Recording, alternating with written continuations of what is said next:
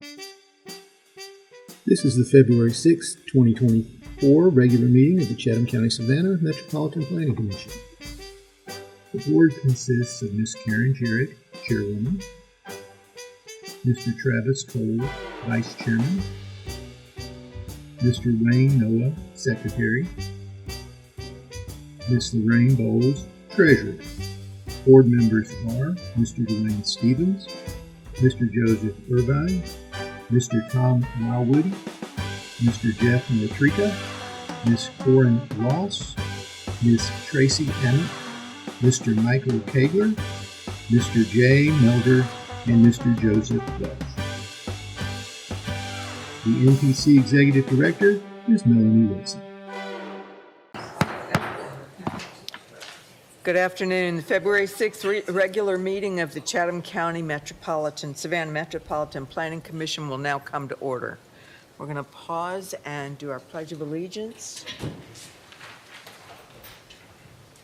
Pledge allegiance to the flag of the United States of America and to the republic for which it stands, one nation, under God, indivisible, with liberty and justice for all.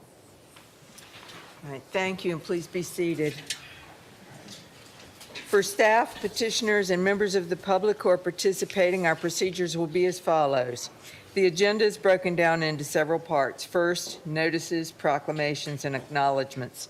Next, the consent agenda, which consists of items for which the applicant is in agreement with the staff recommendation, and there are no known objections. This will be followed by regular business, old business, and adjournment. For each agenda item on regular business, the staff will make a presentation. The staff presentation will be followed by a presentation by the petitioner should they elect to do so. The petitioner will be allotted a time frame of no more than 20 minutes. The board may then ask questions of the petitioner or staff for clarification. Afterwards, the floor will be open for public comment. If you wish to comment on the item that the board is considering at the time, members of the public that are in person must fill out a speaker card and give it to staff at the desk there. If you are participating virtually, use the raise your hand feature on your screen. Do not use the feature until the item that you want to comment on is being considered. At the appropriate time, you will be recognized and staff will unmute your microphone. At the end of your allotted time, as determined by the chair, your microphone will be muted and the chair will recognize the next speaker.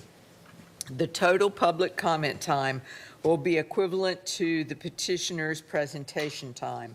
Therefore, it is important that you use the raise your hand feature during the hearing on that item if you want to speak on a petition. Once the floor is closed for public comment on a petition, no additional public speakers will be allowed.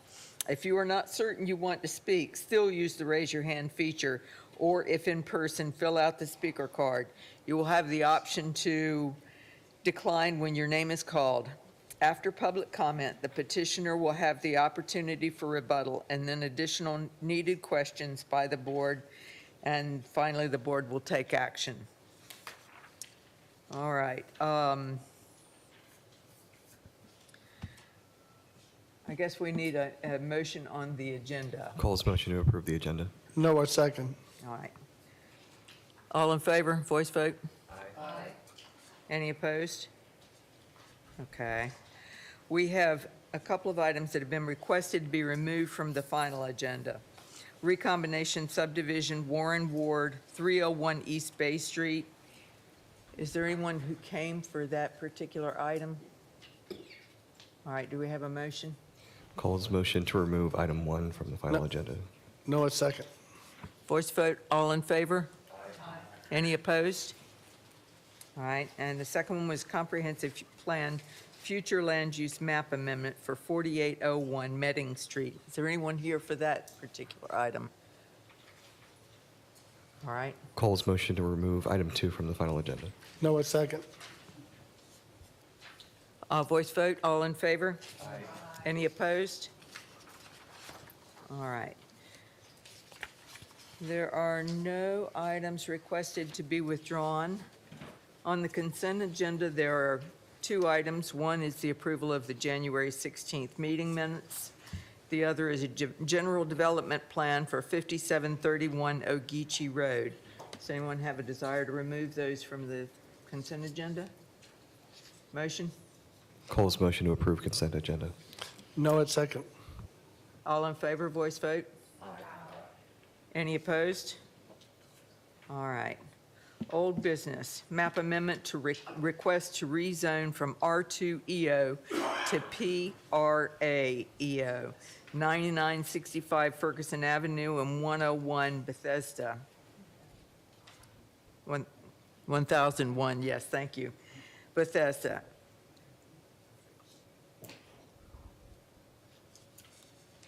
Madam Chair, I'd ask for a brief recess until Mr. Morrow can return. We're trying to update the graphics.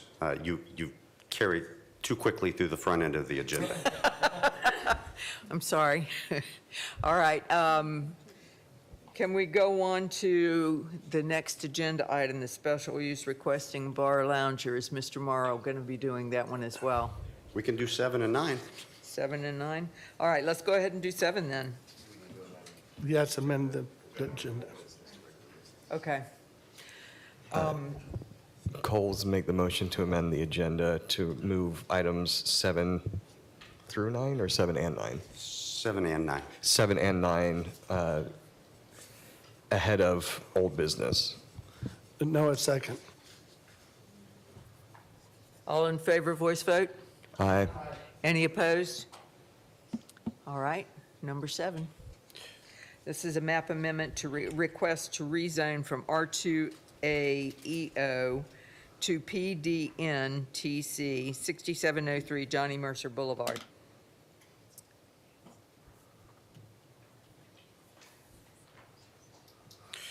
Good afternoon, Madam Chair, Commission members. My name is Brad Clement. I'll be speaking on behalf of the MPC. I'd ask that the staff report and pertinent exhibit items be entered into the record.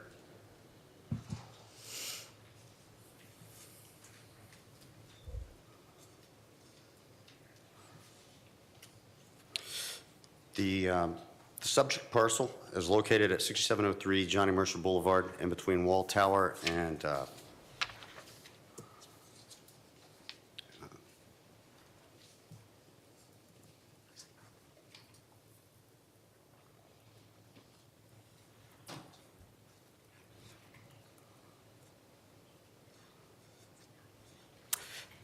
directly behind the First Baptist Church of the Islands.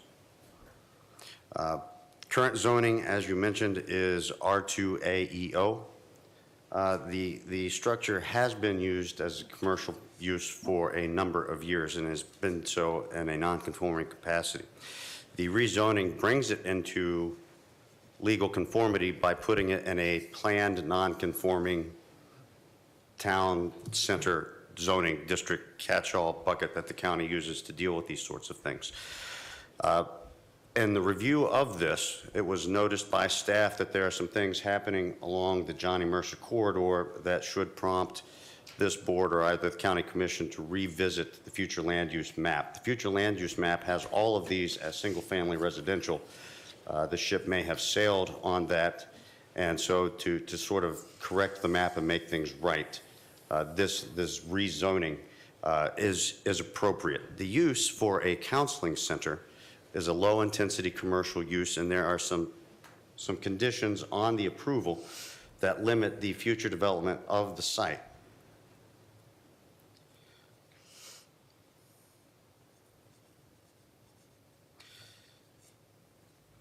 Here's a picture of the site as it previously existed. It had been out of use for about a year. It doesn't quite look like that.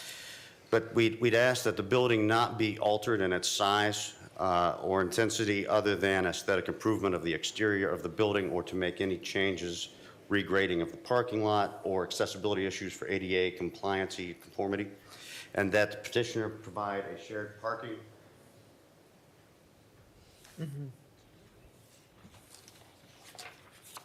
A shared parking plan, which they have done just this afternoon with First Baptist Church.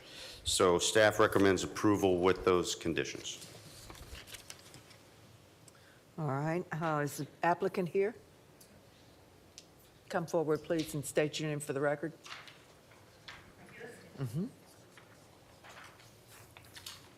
Good afternoon. My name's Whitney Owens. You have anything you want to add? I'm looking forward to having a counseling center in an area that's in need. All right, thank you. Do we have any questions for staff or Ms. Owens? I have a question for staff. It is non-conforming, and the catch was that it was non-conforming for more than 1 year. Is that correct? That's correct. So The if a time business- period had lapsed, and so this is The 1 year mark. So if a business, any business would have come in prior to the 1 year, it could have just been transferred to another. That's correct. All right, any other questions? Is there anyone in the public who would like to speak? Oh, Mr. Kale? Is that right? Sorry.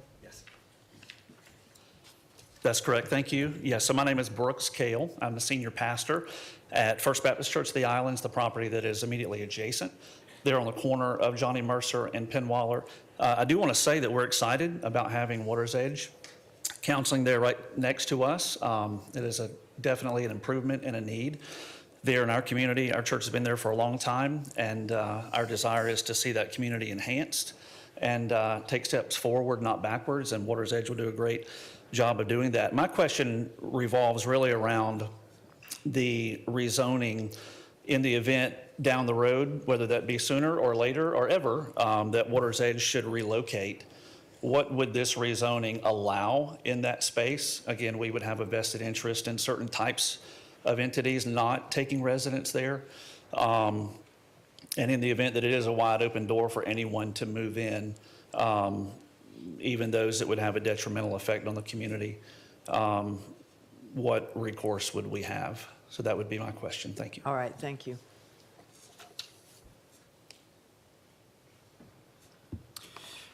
Because of the P in front of the designation, anything that should move in subsequent, that use and the intensity of that use would have to be approved by the board, just as this is being approved today.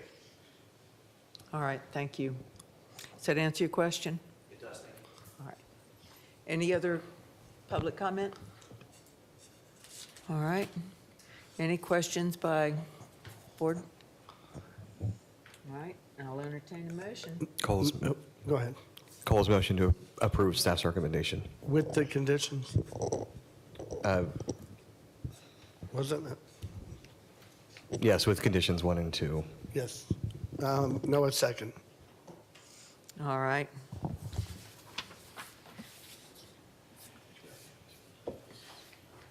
Ms. Amick? Yes. Ms. Bowles? Yes. Mr. Coles? Yes. Mr. Noah? Yes. Mr. Notrika, would you care to vote, or? Yes, and I vote yes. Okay. Ms. Ross? Yes. Mr. Stevens? Yes. And Mr. Woody? Yes. All right. I too vote yes. Motion passes. And number 9.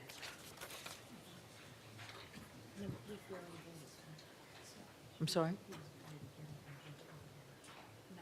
Go ahead and do 9. SDP with variance for gravel surface, 390 Fort Argyle Road. Brad Clement for the MPC. I'd ask that the staff report and all pertinent exhibits be entered into the record. Subject parcel is located at 390 Fort Argyle Road. That's somewhat of a misnomer. It's actually 200 feet off the Fort Argyle Road, located off of an access road to a larger warehousing operation. But it does have a Fort Argyle address.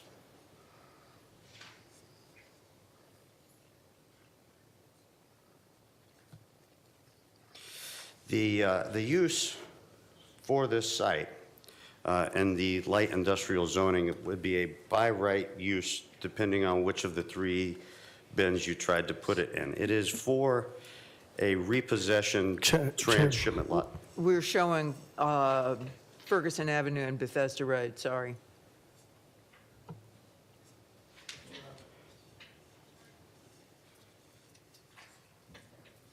There you go. Better? Thank you.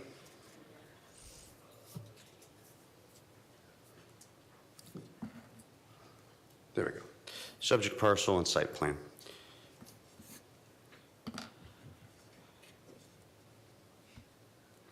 The proposed use is a repositioned transshipment yard for vehicles that have otherwise unwillingly been relocated to an off parcel.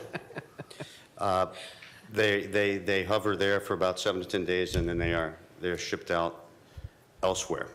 Because of that use and its uniqueness, trying to easily pigeonhole this into either open storage, dedicated parking, towing impound lot, none of it could go in any one of them, but not cleanly, and it certainly doesn't encompass all the strictures applied to all of those. So what we looked at were ways we can maybe get around having an acre of pavement out in an otherwise forested area right now. The site is currently undeveloped. Although there's warehousing, it's completely encircled by light industrial and likely to stay that way. We thought that this may be an alternative to bring in some light intensity development or some green infrastructure, which we haven't tried. So this will be an experiment, and that is where the variance goes to. So the variance, instead of using all pavement, we're using compacted gravel and sod. We've taken the part about the concealment fence from the outdoor storage, and so you can see we've sort of fit and Frankenstein the pieces together to get the site plan that we're asking for approval with this variance. One of the things that we didn't look at was setbacks, because it's in a fence, there's a vegetated buffer. What setbacks would be appropriate behind a fence and behind trees that nobody can see in a light industrial zone? The point of this is to maximize the number of vehicles that can be put on the lot. Based on discussions I've had with the petitioner, you're looking at any time, probably 80 vehicles. With all of those discussions, acknowledging that one of the reasons for doing this is the cost threshold to establish this use, but because of the nature of this use and it's sort of transient, if more development comes into the area and the use has to leave again, then the redevelopment costs are also low. There are several strictures as it relates to Georgia Stormwater, Water Quality Commission, and erosion control and pollutant things. And so the question is often asked, well, is it stormwater? What are the controls here? Stormwater would be the controlling to establish that paved surface. But that's based on those erosion control measures that are in engineering plans. Because this will stay in a more natural site for the duration of the use, it will be a self-enforced stipulation on the petitioner for the duration of that use to maintain those things and those erosion control measures. I point that out because it's one of the conditions that staff attaches to recommendation for approval, is that these things be constantly maintained for the duration of that use, and that any changes to the intensity of that operation or expansion of that operation would prompt a further review by the MPC. Staff recommends approval for this site development plan with variance for green infrastructure. All right, thank you. Is the applicant here?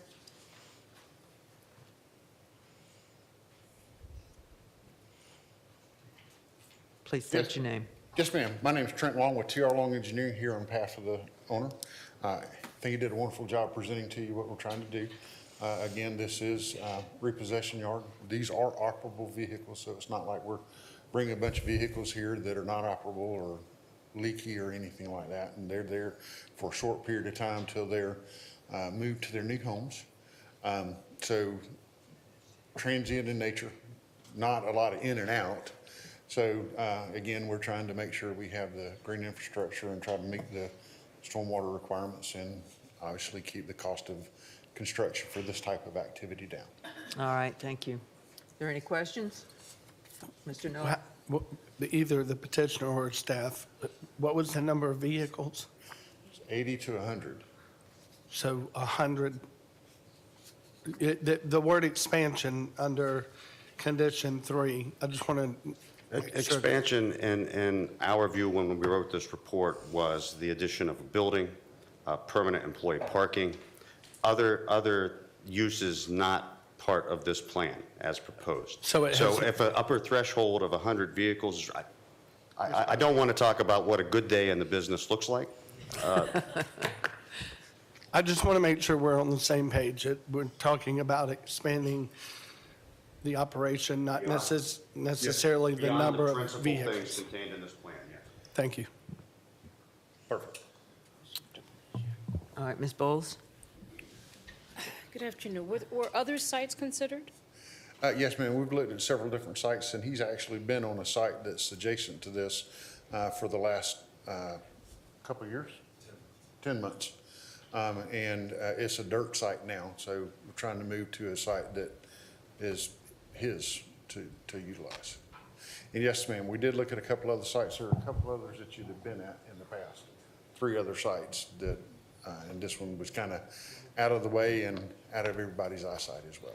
Okay, so you're saying adjacent to where this site is where he was located for 10 months, and that is a dirt site currently? It is dirt currently, yes, ma'am. What was it previously? Was it green site previously? It was dirt when he started. Okay, thank you.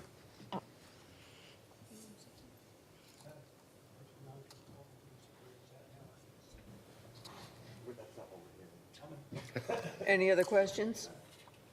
All right. Is there anybody in the audience who wanted to speak on this? Anybody online? No, ma'am.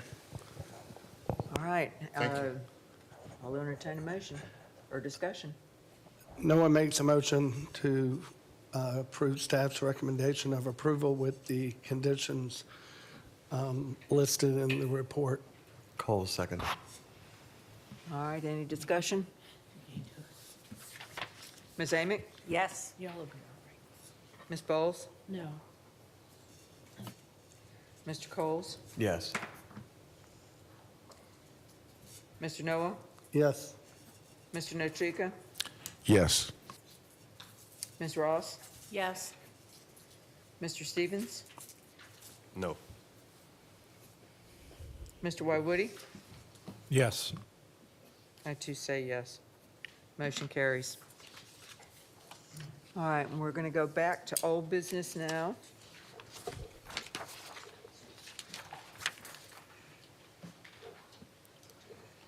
Map amendment to request to rezone from R2EO to PRA-EO, 9965 Ferguson Avenue and 1001 Bethesda.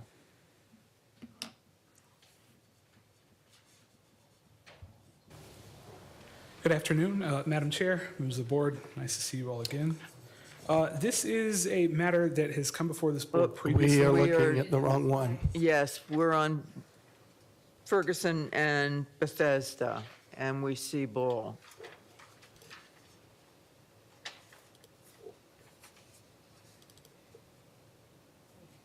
That's 141. All right, there we go. We're going to get it together at some point today. All right, so this is a matter that this board has heard before. Again, at 9965 Ferguson, you can see the subject parcels that are requested to be rezoned. This is a petition that came to us from a code enforcement matter. There is a non-conforming lawn care, outdoor nursery, outdoor storage, nursery type use that is located on parcels that are currently zoned R2A, which is a residential two-family zoning designation. And in speaking with the petitioner about possible course of action, we are seeking rezoning for a planned residential agriculture designation to permit this somewhat outdoor storage, in essence, this activity in support of a nursery or lawn care business. Just to give everybody some context, we can see that we are deep south of town near the intersection of Diamond Causeway and Ferguson. This is very near to the Kroger the Kroger Shopping Center. Pertinent here is the zoning map, so you can see, can everyone see my cursor? Okay, no cursor.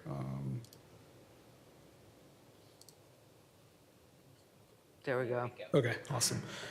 So we can see these are the subject parcels adjoining to the north here. We have this large parcel that is zoned residential agriculture. This is the Kroger Shopping Center. We have an R3, which is a multifamily designation that's currently occupied by a mobile home park. And this is part of this particular area here, which is zoned 2-family. So the idea is that we are going to create a zoning designation that would fit well in the context of what will likely become low-density residential use in the future to the north. And so that planned residential agriculture designation would potentially allow the petitioner, if the board sees fit, to continue its operations and at the same time to be coherent and to exist peacefully with what's happening in its surroundings. This is a image of the proposed site plan. This is a structure that the petitioner would like to construct for an office use, and you can see here that we have designated several bays that are for storage of materials, mulch, and I'm sure other landscape materials, also some parking spaces for vehicles as well as other equipment. The petitioner has several box trucks and I think some skid steers that are intended to be on site.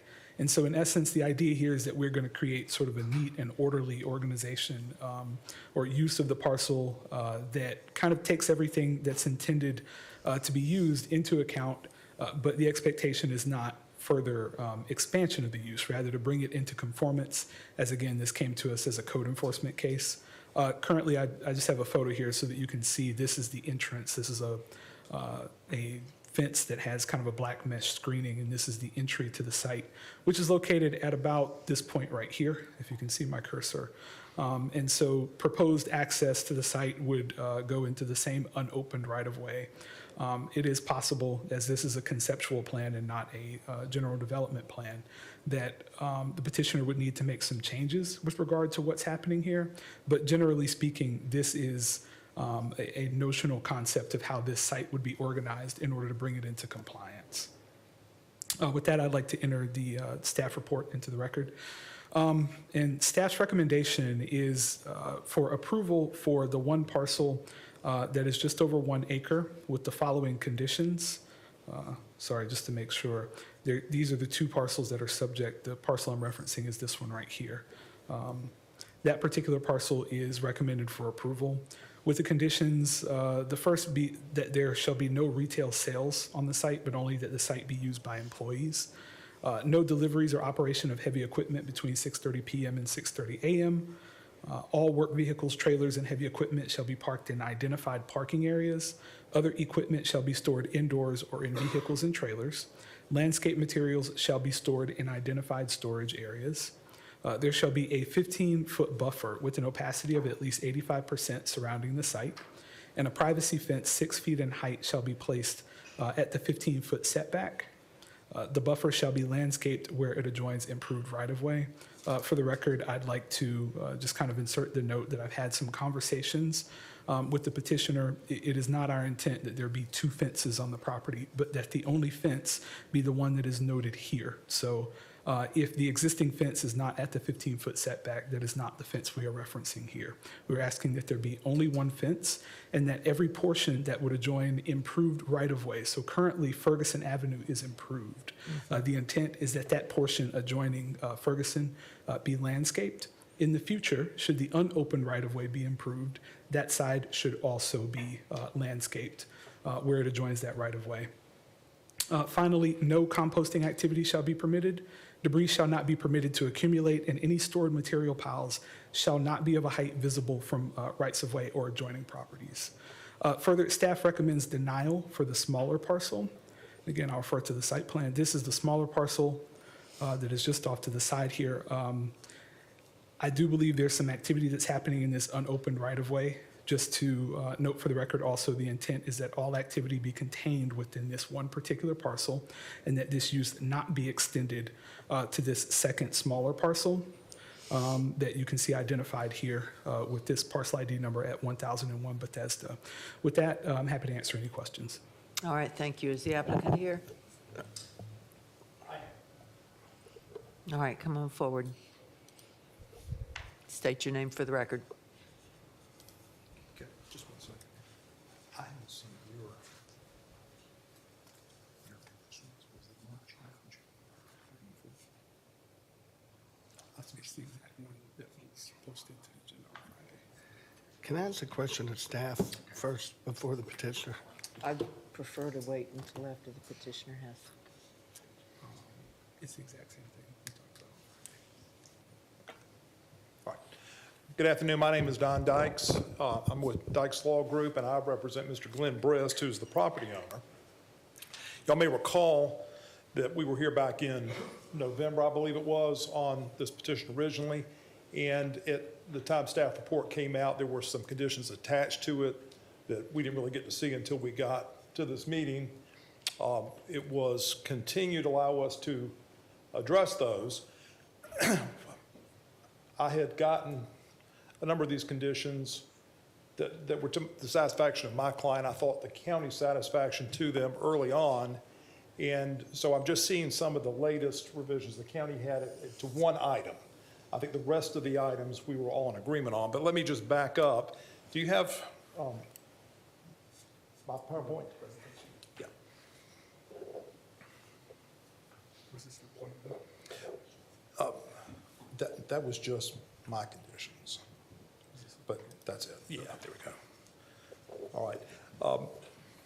Let me jump through. I don't know that I want to run back through the entire presentation again for you, but when we're looking at the property where it's sited, it's directly across from a mobile home park, kind of a crossways from the Marsh Point Shopping Center, which is zoned as a PUD, but a BN zoning, and the Bethesda tract, which I thought was CN, but it may be an RA. And, you know, this came as a code enforcement action, so we looked at the two options that would fit my client's use, which is a kind of a nursery landscape business, and one was a BN zoning, which would be similar to the one at Marsh Point, but had a lot of other potential uses that could be done, or we could elect a downzone.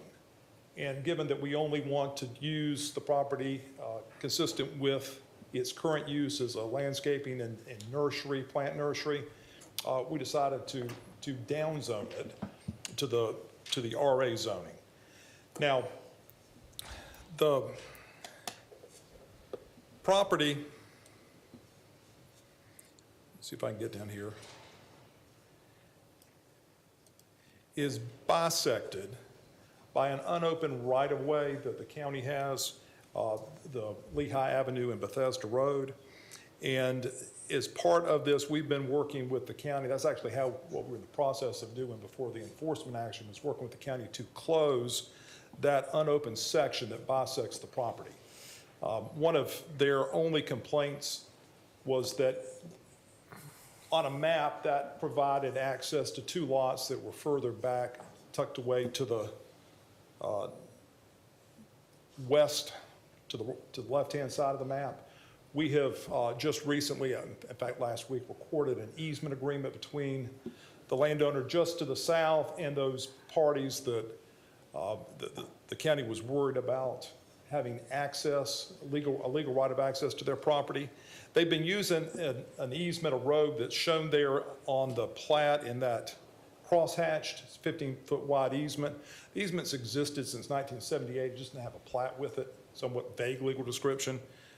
We were able to get the parties to sign an easement agreement with the recorded, with this plat and get it recorded, which I believe has satisfied the county now. The county has just indicated, go ahead and send us a quick claim deed, and we'll look at what we need to do to close the road if you've satisfied that condition. That said, that is our expectation. We'll be able to close that road at some point in the future. And I know that staff is opposed to rezone that back parcel, but if MPC is going to have any hesitancy to rezone that at this time, we'd at least ask that it be conditioned or it be rezoned on condition that we close that right away. And I expect that we'll be able to do that in short order. We took some time to rework these conditions, And I believe the only condition that we have any disagreement on at this point is this privacy fence. And now, my client has an existing fence around the property. It's a new fence. It was put up just in the last couple of years. This is a picture of the gate there, but it's a chain link fence. And it sits more or less at the property line. He had it installed. It was cost of over $30,000 to put this thing there. And, you know, we don't want to be required to relocate that to a different location just to provide a privacy fence. And quite frankly, we're not sure a privacy fence is even needed. Let me give you the view from, and some of you may recall the view across the street and with the neighbors, but it sits across from a mobile home park.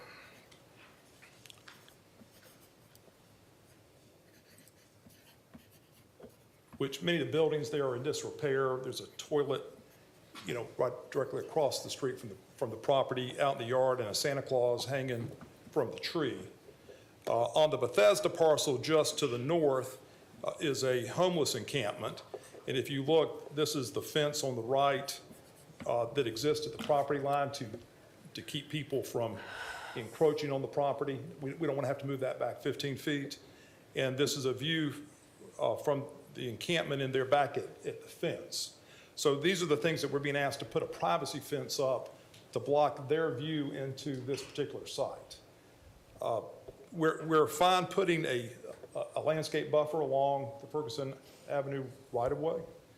I don't know that a privacy fence is going to provide what the county hopes, because at that point the property dips down.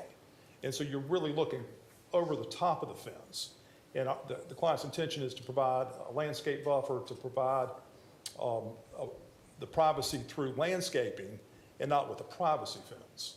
And I don't think the privacy fence, if it was placed there along Ferguson, is going to provide any visual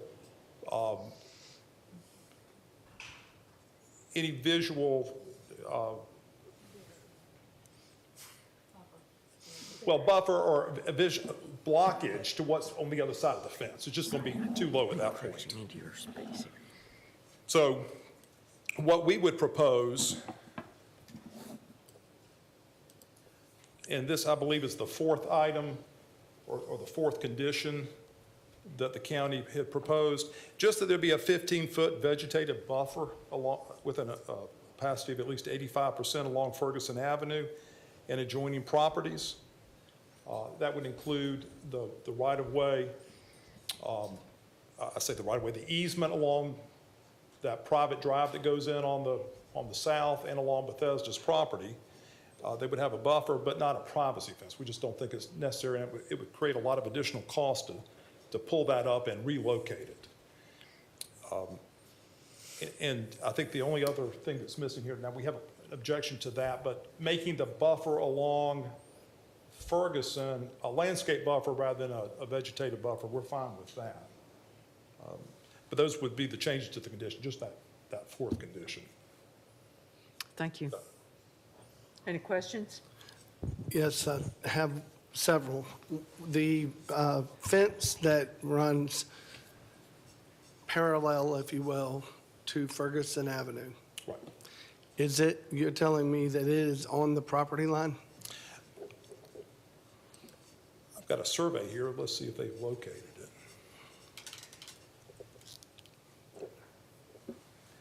Do you know if that's right on the? I pass this location probably 20 times a day, and it appears that the fence is well off the road. I don't know what the easement is, the right-of-way for what is, I can't read the Ferguson Avenue right-of-way, or can staff indicate? Do you know how far that is off the road? Is that 50 feet, 80 feet? What's your estimate? Can we zoom it in? My name's 50 Glenn- feet. My name's Glenn Briss. I would estimate the fence being at a minimum 15 on further, maybe 40 to 50 feet back from the property line along Ferguson. Right, so simply placing a vegetative buffer with an opacity of 85%, you wouldn't necessarily have to move that fence on Ferguson, correct? I wouldn't believe so, no. Right. And the fence that runs along Bethesda's property and along the unopened right-of-way, and we need to make sure there's a difference between an easement and a right-of-way, but that unopened right-of-way, that may be on the property line possibly or close to it. But the fence along Ferguson, it appears to be set way, at least 15, 20 foot off Yes, sir. off of what would appear to be the property line. Does that seem right? Most of the, yes, sir. I would estimate that far. Okay. Any other questions? Go ahead. Not right now. All right, go ahead, Ms. Bowles. So what is the height of the existing fence, the one that you, the new I believe fence? it's 7 feet. 7 feet. Chain link fence. Yes, ma'am. You can, and let me go back to the picture of the gate. You kind of see the gate and the fence there together.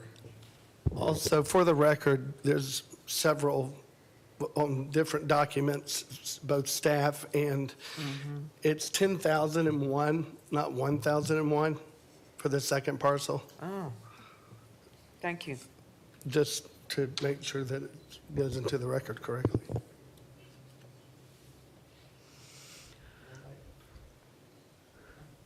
Sorry, sir, what was the question?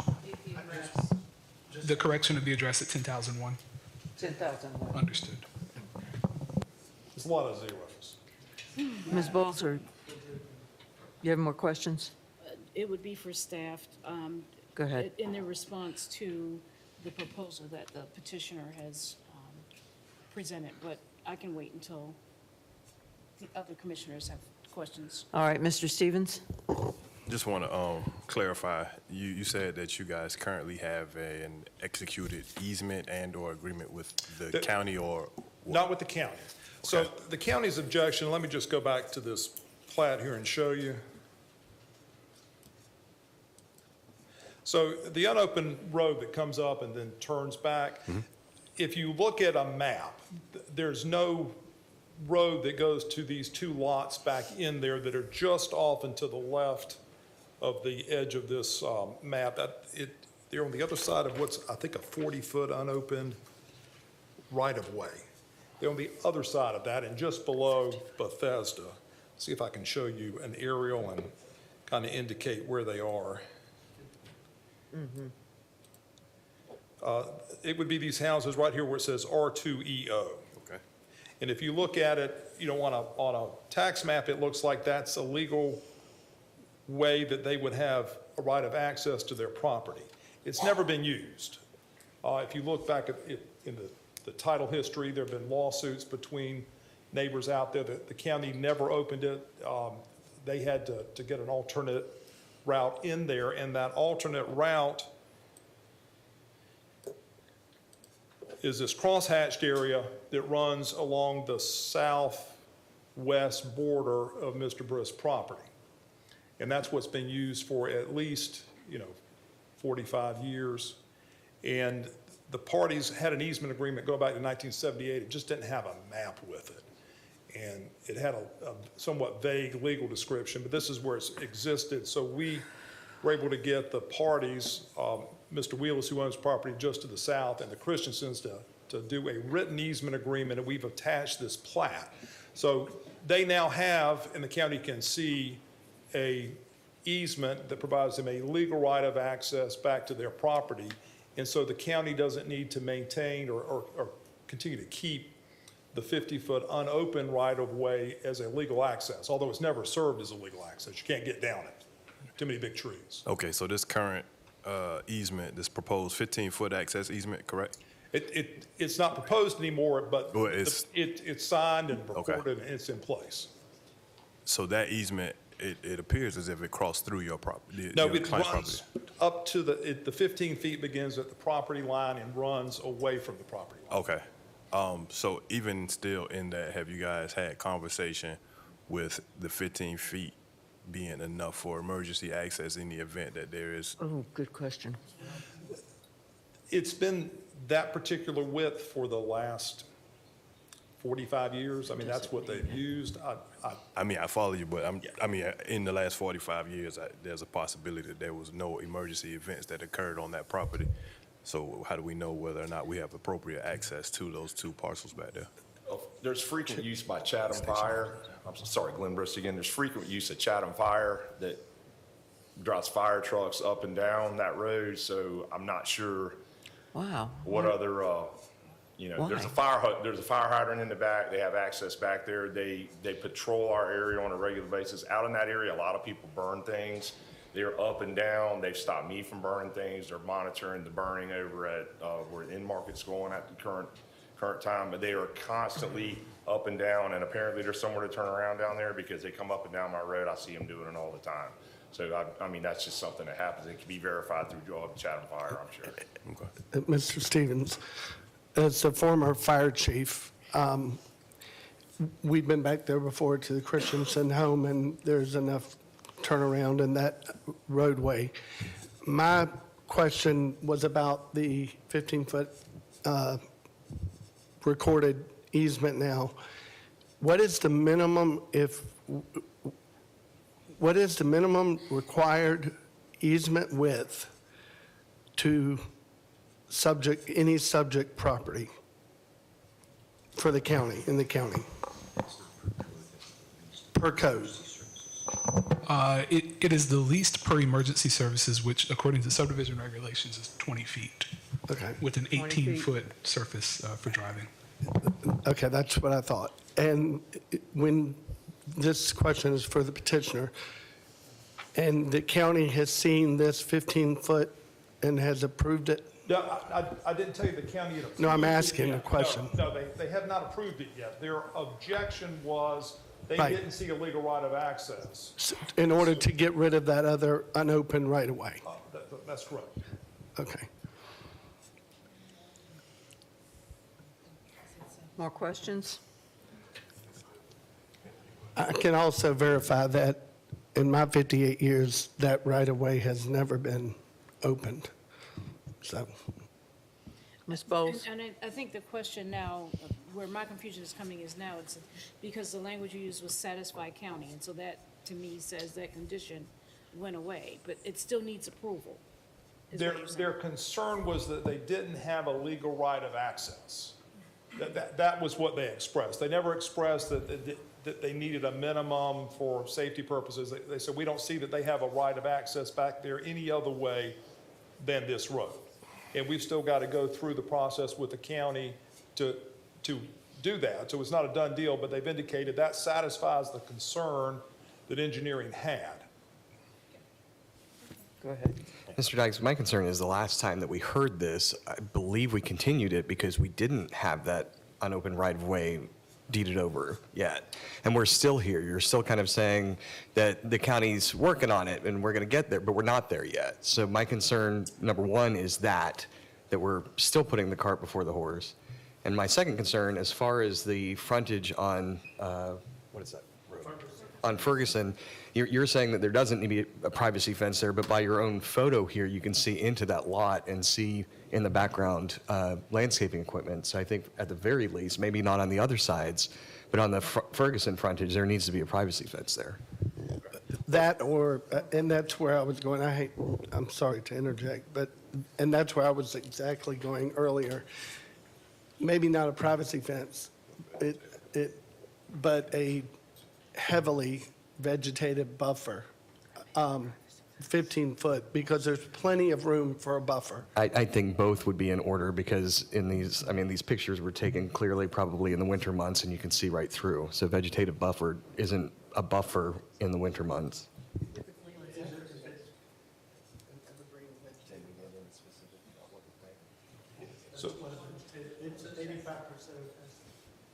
So, Mr. Coles, if I may respond, my recollection was that it was continued because the county had come up with some conditions and we kind of attempted to talk through them and y'all said, get the conditions worked out and come back. But the conditions aren't worked out at this point in time. Well, no, the county has proposed conditions, and those were their, The MPC has proposed conditions? MPC staff has proposed conditions. We were in agreement with all but number 4. In what they have proposed, they're essentially what we had proposed to them. We said, we understand your concerns. Here is our suggested language. And number 4 has been the one that has been problematic. They're wanting a privacy fence. And going back to the privacy fence, what I'm trying to explain, I understand that you can see in there from Ferguson, but I think what we're trying to say is that you're seeing over the top of the fence. Because No. the fence, I see the No, fence. sir, we're looking through that chain link fence in that Yep. photo. I see the well, I think fence. in certain places as it goes down Ferguson, that That's you can see over possible. the top. So we're proposing to have a vegetative buffer that would have the 85% opacity. That's what we're proposing to conceal it. So we understand the county's concern about that, and we're going to address it with landscaping. All right, do I have other questions? I have some questions myself. Go ahead, Mr. Stevens. Just, I wanted to touch back on this 15-foot easement, and this may be immaterial, but I'm just curious as to, like, is that a paved surface, or is it, or who will be maintaining it? Because you said that is not county, correct? Or that It's not, yeah, so it's a private easement. Correct. Like many that are out there. The person who holds the easement, the party that benefits by it is responsible for maintaining that easement, for keeping it up, keeping it in good repair. It does not place any burden on the county to maintain that. Gotcha. Thank you. I'm so sorry. Mr. Stevens, I'd just like to make a note for the record. Actually, so this is an existing easement. It may be 15 feet. Currently, that is substandard, and I'd like to kind of revise a previous statement. The current minimum width for a new subdivision is a 30-foot easement with 18-foot drivable surface. It is our understanding that emergency services will accept 20 feet, but for any new subdivision, the minimum for private vehicular access easement would be 30 feet. Okay, so, But and this would currently serve, well, this would serve as the emergency access as well at this point, it would be I think their only access in there. Exactly, the only access. So if it's the only access and it's currently substandard, I'm just trying to figure out where we're going to make sure we get it standard so that those property owners behind this property still have the entitlement to emergency services as everybody else. Well, the easement wasn't required as part of this. So we're trying to get the county to say that what they have is surplus. They've got a legal right of access in. Closing the road wasn't part of this either. The road isn't, the road isn't. You're trying to take the right-of-way back. Those are two, well, yeah, that's something that we're not asking this board to do. That's something we'll have to take up with the county. Let me frame it this way. When the property was sold off and subdivided in the Christiansens that lived back there, their predecessor and title got the property.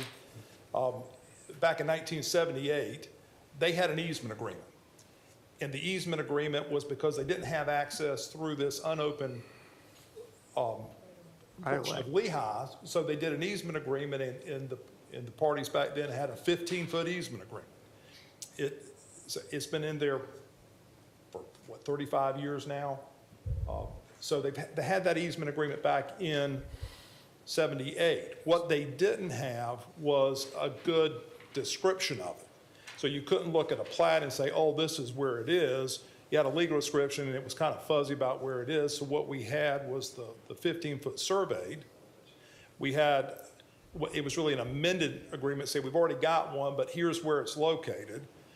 Here's a plat that shows where it is, and if you look at the plat, part of the road went outside the bounds of it, so they had to grant some temporary easements to let them use what they're using, but continue to maintain a right to the 15-foot easement straight along that property line. So that's what we did. This is not a new subdivision that we're trying to get approved with the new standards. It's something that has been out there for decades now. Thank you. One more question. Go ahead. The Maupin General Development Plan was presented by the petitioner, correct? It was attached to the petition as the plan for the PRA. Correct. By you and your the people Correct. you represent. Right. Okay, so the corner that is most visible, if you will, through the fence is actually where the storm water will apparently be cleared out for a retention pond there. I personally don't want to see someone have to move a fence. It's very costly. And how high did you say the fence was? The current fence is 7 feet. And question for staff, what is the current height requirement or restriction or on a frontage of the property along the roadway? So this is a residentially zoned parcel. Yes. The maximum fence height is 6 feet. 6 feet, okay. Okay. All right, I have some questions for you. When you negotiate with the county, are you going to pay for the right-of-way that they own? Well, the county has a process by which they evaluate unopened roads. They've got to have engineering make a determination whether or not it's surplus property. Once it's surplus property, there's a procedure in which the county, and it usually, I believe, requires a vote by the commission. Then it has to be purchased at fair market value, so the petitioner will have to get an appraisal, and when the appraisal comes back, he'll have to pay the fair market value for the unopened road. Okay. The 15 feet right-of-way that you are proposing to give to that you are negotiating with the property owners is not improved the entire length of that right-of-way, that easement, Okay. correct? Well, first of all, the easement's not on our property. The easement is on the adjoining property. Oh, It doesn't, yeah, it's not on Mr. Brisk's property. It's always been on the adjoining property. Okay. so the easement that's shown in the plat has nothing to do with your, I'm simply showing you that because we believe we can close the unopened road, that we've satisfied the county's concern about access for the but the Christians. county has not weighed in on this. I've spoken to the county attorney. They said, okay, we'll move forward now with, ultimately, I believe the county commission has to vote on it. So, but they'll move forward now because there's an alternate means of access for that one property owner back there. A 15-foot or a 15-foot easement. A 15-foot easement, which they've had for 45 years. That is not on y'all's property. It is not on our property. And has the county accepted that as acceptable? Have they declared? No. So They could come back and say, There's we still want something bigger. The easement was not from Mr. Brisk. Right. And maybe I've kind of muddied the waters. My purpose in bringing that up is to show that we believe we can close the unopened right-of-way, that we can work things out with the county, that we will be able to purchase it from them, and we'll be able to recombine those lots. And rather than come back at a later date, or certainly have a year moratorium on coming back to rezone the 10, or was it 10,001 Bethesda tract, the smaller triangle that staff has recommended denial, that we would request that if you're going to deny it, instead approve it conditioned on the closure of the road. So if we could close the road, we would have the zoning, the whole tract would be zoned RA. If we don't get the zoning, or we don't get the road closed, it remains its current R2. Chair. If I may. Go ahead, Mr. Stevens. I think some of the hangup is we have to look at this holistically, and holistically, knowing that the only access that we are just clarified is not on your property is 15 feet, which is also substandard, and also considering that the just lost my train of thought. It'll come back to me. Mr. Allen? I think that we have clouded the water quite a bit for me. It's the clouded the water for me. The exchange of property with the county of closing easements, they do that almost at every meeting, and they sell at fair market value, and they've got an agreement. You said you had a written agreement with Mr. Christensen that... Mr. So Mr. Wheelis owns the property directly south, and the easement's on his property. Correct. And so he already had an easement that was burdening his property. We simply clarified it so we could attach a plat, so everybody would know, this is, when we say we got a 15-foot, this is where it is. But have you spoken to Mr. Christensen about this? Mr. Christensen and his wife both signed the easement agreement. That's what I was, okay, so really, the 15-foot easement has nothing, in my opinion, has nothing to do with this petition. The unopened easement, right-of-way, has nothing to do with this petition because that's something that they will take up with county commission and the county attorney. Now, to a certain extent, I disagree with you because Well, that privacy fence is on the right-of-way right now, No. or on the property line. It's on and the we had- property line, not and on the we had right-of-way. suggested that it be moved back 15 feet off the property line, and if, Right. But, and that's why I was stating along Ferguson is, this has been talked about a lot, and no one would ever have known it was back there if they had put either a privacy fence or a buffer. So, and that's honestly the complaints that we've heard here and I've heard. So what happens on the back of the property along that, coming in 15 foot all the way around, I think it takes away from the use or usability of the person's property, especially if they are in the works of getting that right of way, or obtaining that, and that little tiny piece in the back. And could you scroll back to the map part? we're in discussion, why don't we go ahead and Well- listen to what public has to say? Okay. Let's stay strictly on. Thank you. Is there anyone in the public who would like to speak on this item? No one online? All right. I have a question of staff. This 15-foot easement, which is now substandard, is grandfathered in, correct? That's correct. You're talking about the 15-foot trail that exists today, not this recorded, if this has been recorded. It's not You're the same. talking about the trail that goes back there now. I'm actually not able to see the exhibit that you're looking at, but it sounds like you're looking at a plat. A plat is not subject here. So in essence, what we're looking at would be something that's already been platted. Whatever was existing at the time, if this is an older plat, nothing has been put forth that would require our evaluation of a new plat. So it would be existing, and it would be regarding as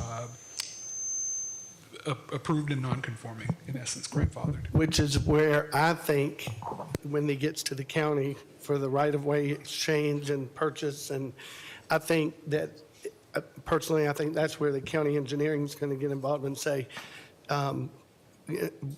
it's, the minimum is 30 or 20, or maybe they'll let them get by with 20. But I don't think that's something that, But it certainly affects our decision on 10,001. Go ahead. If I may, as far as grandfathering in goes, I think I'm trying to get clarification on what that means, because it doesn't really mean much if the county is going to require a wider easement, because if that doesn't satisfy the county, it's not grandfathered in. Because, and with respect to Mr. Noah, while we're not talking about the unopened right-of-way for this specific one, we are, because we're conditioning the future based on changes to that unopened right-of-way. So again, I still believe we are putting the cart before the horse if we're going to have conditions in this particular petition that are speculating on what future actions the county may take. And if the county commission does this at every meeting, let them do this at the next meeting and then bring this back to us where we have answers. I think that continuance is probably a good idea. We didn't solve all of the questions in the last continuance. Would that be, because in staff's recommendations, there's 2 different parcels for, so would that be for both, or that would be for the 10,001? I think it would be for both, because the staff's recommendation would change potentially based off of what the county commission determines. That denial for the second part may become a recommendation for approval after what the county says. Staff's recommendation at present is contingent upon only what's the current existing configuration. Once a plat is approved, access is a requirement. So the access that exists would have been for the use of the parcels in the configuration proposed at the time of approval. This is absolutely something that is kind of putting the cart before the horse, because in essence, you are truncating access that was proposed to be for future uses. They weren't there yet, but at some point, we said if we're going to create these parcels, we're going to give them access via this means. And so approval in the way recommended would give the petitioner the opportunity to go ahead and proceed as he's currently situated, and at some point in the future to come back and readdress that. I can say that in conversation with Chatham Engineering, there has been conversation about vacating the right-of-way. It has not been successful. It is not at all my understanding, just based on even recent conversations with them. Whatever conversation may be having at a higher level, it has not yet trickled down. So staff does still absolutely recommend denial of the use across the right-of-way, as we understand that this conversation about closing and vacating that right-of-way has not been successful. So I guess the applicant really has to choose whether he wants to allow us to move forward with this application or come back later and after he's clarified everything and resolved all of the issues with the county to get that 10,001. I think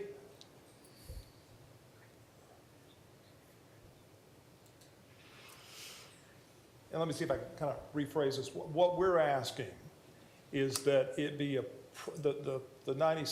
Conditionally approved, understood. Yeah, but the 10,001. Yes. Just be conditionally approved if we can close it. And if we don't close it, it just remains its current one. And nothing ever changes. If it is combined, then we don't have to come back here and do this over again. It would automatically have the zoning. All right, thank you. I have a question. May I just ask why this hasn't already gone before the county commission? Well, these are two different tracks that they're on. And so we've been working with the county prior to the enforcement action to try to deal with the right-of-way. And like I said, the issue with the right-of-way had been access for Christensen. So we've been able to fix that. But I'm not sure how long that may take to get through the county's vote and then get an appraisal and get it paid for. That may take a couple months or several months to go through that process. If I may, excuse me, if I may just, pardon me for 1 second, I just received a call from the county manager, and he is requesting that this get continued for 30 days so they can work out this issue. So that is, I'm just giving you feedback from him. The second thing that you all have to remember and keep in mind, right now, this has a residential zoning. So the access based on that residential zoning, that's what's grandfathered in.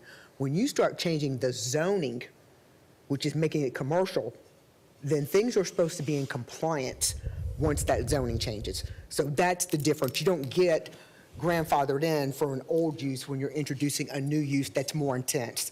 That's the rules. So that's one of the things that I think that, and it's up to you and your client, but I'm just telling you, just got a phone call from the county manager. I think it may be in your best interest to work with them to see what they can do to try to figure out how to manage and deal with this. But I wanted to make sure that I share that information with the commission and let you know what their thoughts are. Thank you. Mr. Noah? I would agree with the continuance, and I think that I would, if it were myself, I'd try to handle all of those other issues first, and then just come in here and say, rezone the whole, it'll be one piece. It won't be Bethesda Road, Lehigh Unopened Road, 10,001 and 9965. It will be one piece, do it all in one sweep, and then the items like the fencing and all that, just take care of that at one time. And I think it would be cleaner, and it would be for me, an easier decision. And we're fine with that. I'm sorry? We're fine with that.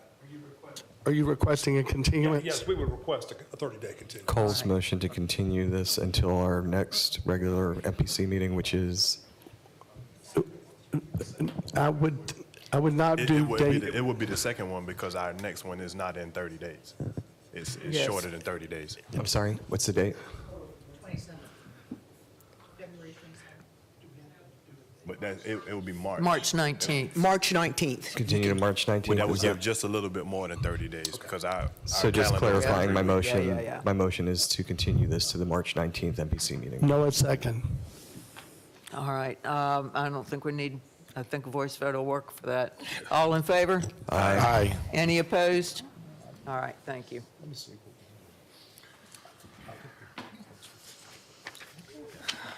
All right.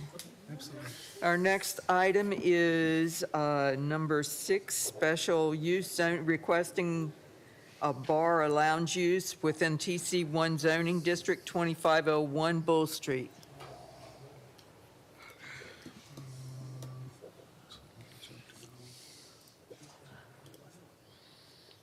Why is Forsyth Park here?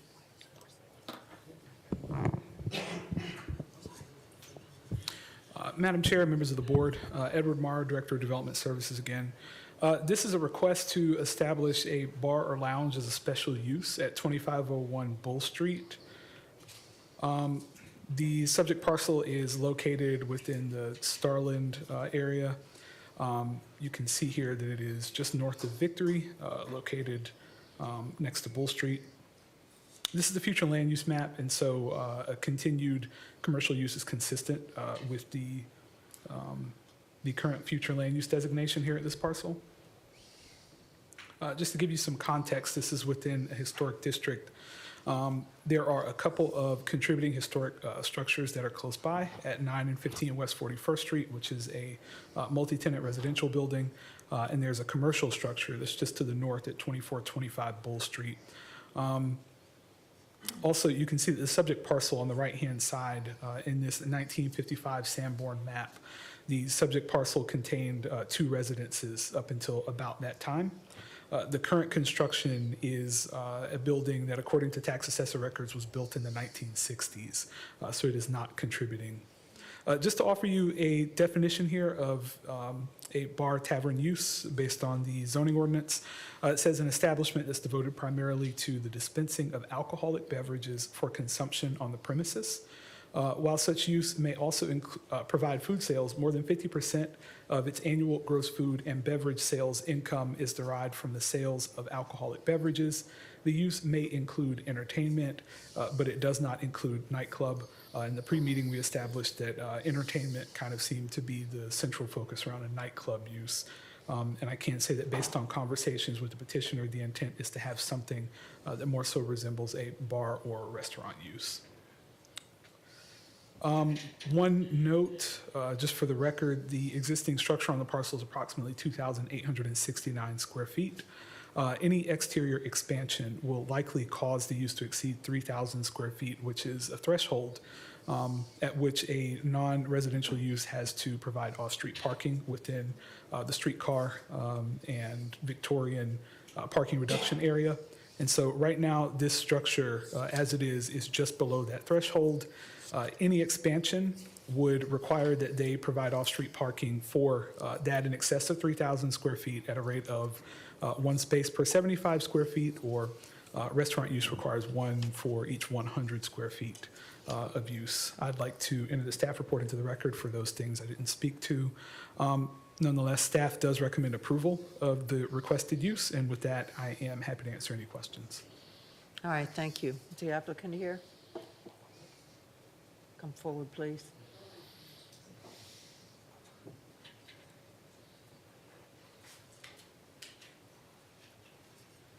And if you'd please give us your names. I'm Tess Lana. Toriano Bird. Chelsea Williams. All right. Ruth Threet. do you have anything you'd like to share?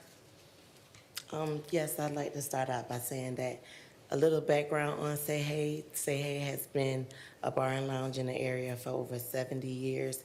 It's a family bar and lounge that welcomes all of the surrounding family. What we're doing, what we're trying to do is expand on another building for the elderly in the community, that's the walking in the neighborhood, that will be wanting to hang out with their peers and things of that nature. I'm sorry, go ahead. Oh, sorry. Again, I'm Chelsea Williams. We have built a very good rapport with Starland, as well as the community and the residents across the street. Everyone has backed us. We do have letters from two different, from Starland and as well as the community leader for approving our expansion.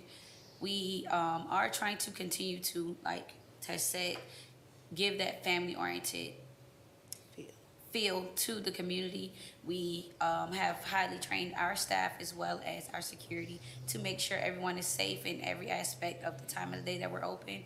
We do have our, outside of just, of course, people, open to animals as well, because Starland is very big on, the dogs and everyone walking around.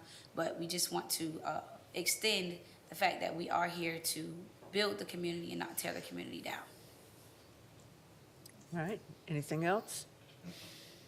No. Okay. Questions from commissioners? Mr. Notrika? No, I don't have any.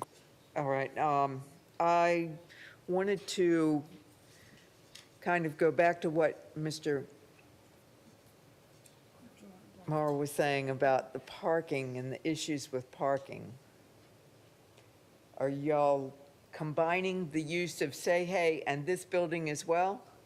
Oh, no, ma'am. No, it's separate. Separate, Two separate bars? Yes. yes. Okay. Okay.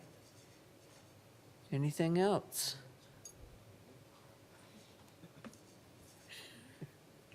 All right, thank you very much. Are there any citizens who would like to speak on this?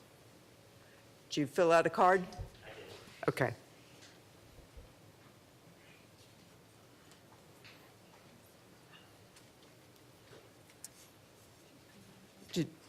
Hold on just a second.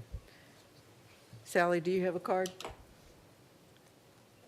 Yes.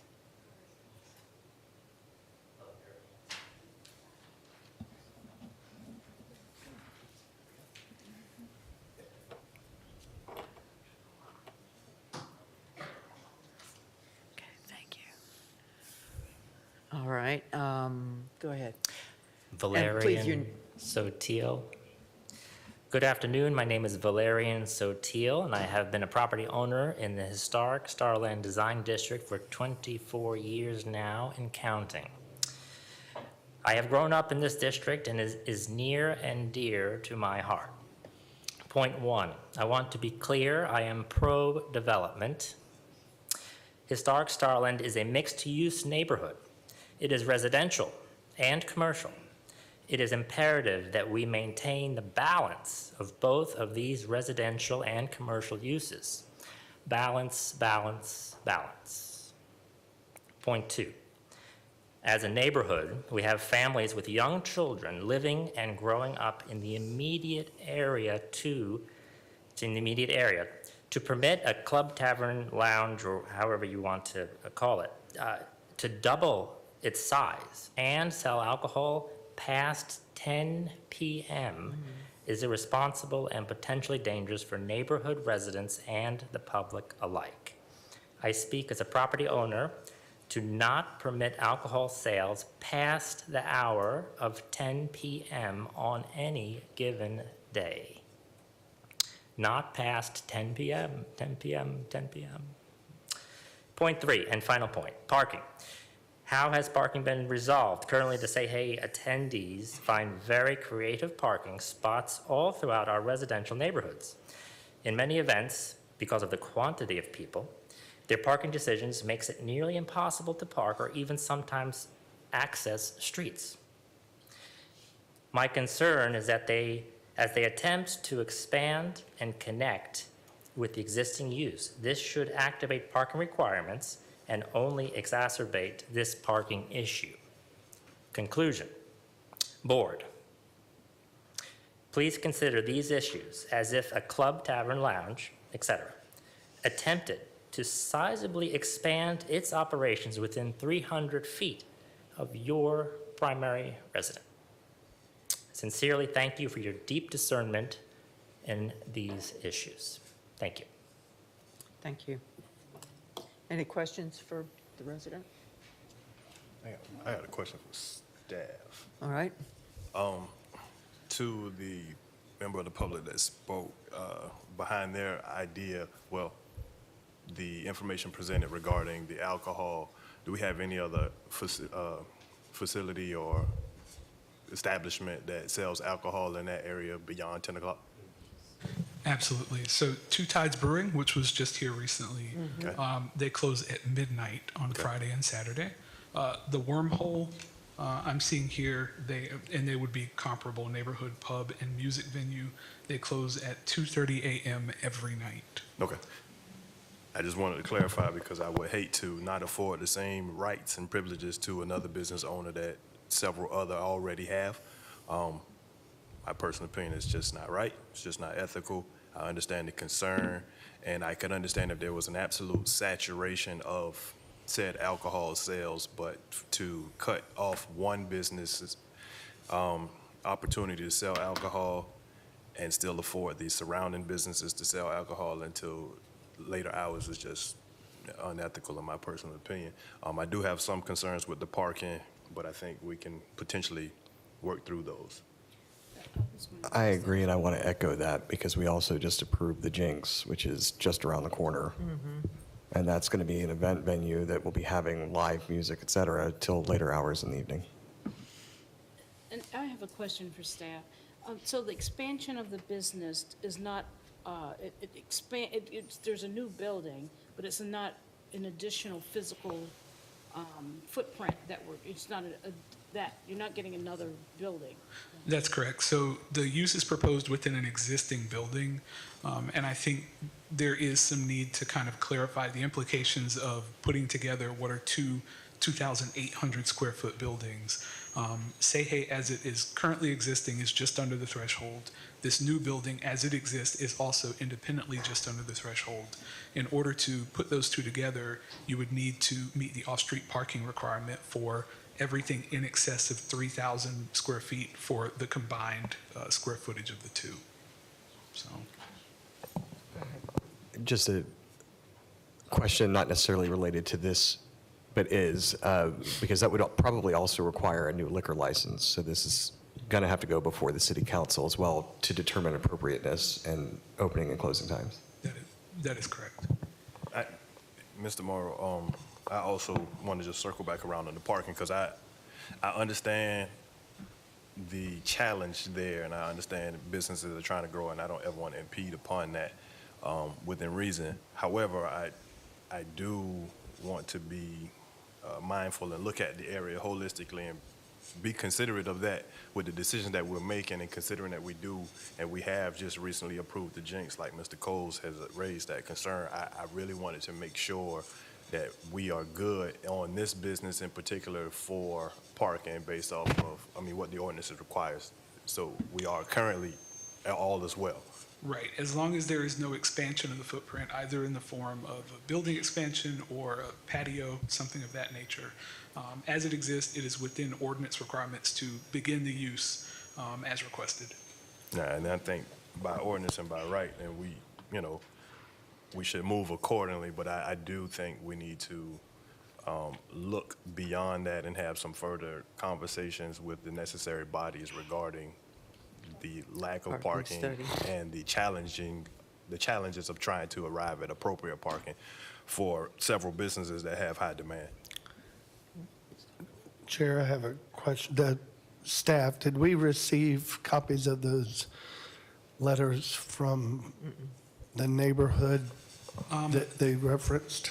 There were no copies of letters that I did receive, but I was present at the meeting the night that the petitioners, oh, here we go. We now have letters in hand. petitioners what? The petitioners were present for a regular meeting of the Thomas Square Neighborhood Association. They did. They gave, in essence, the same spiel that you heard here today. There was no negative sentiment that was voiced at that meeting. There I was a lot of physically positive present. sentiment voiced there. Well, I'm thankful that he went there first, because normally we're asking them to go back, so that being proactive, thank you. Yes.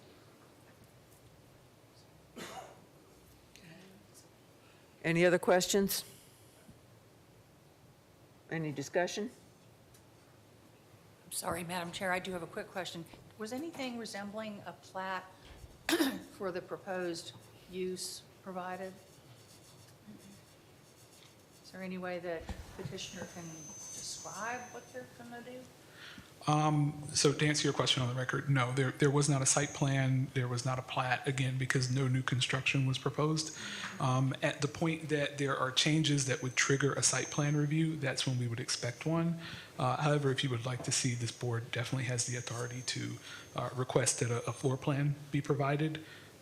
If no exterior improvements are anticipated, the need for a site plan is probably not there.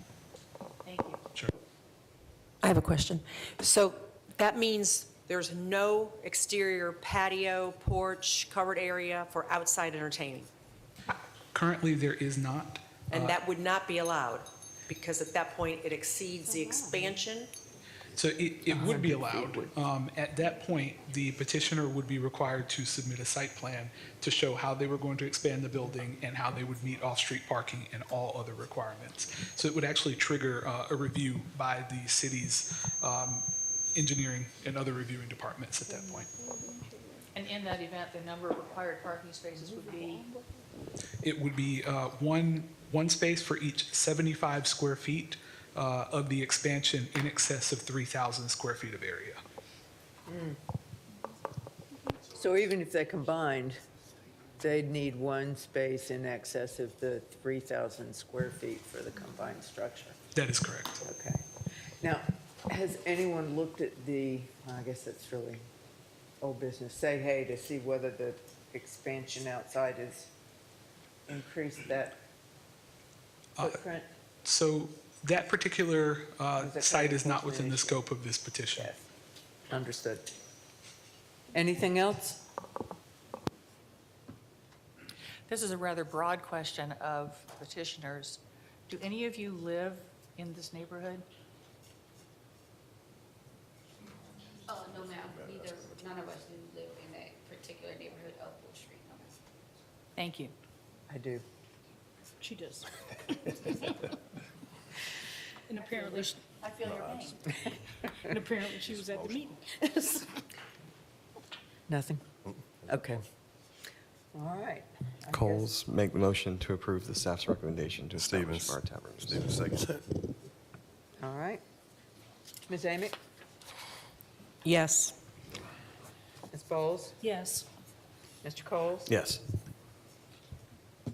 Mr. Noah? Yes. Mr. Notrika? Yes. Ms. Ross?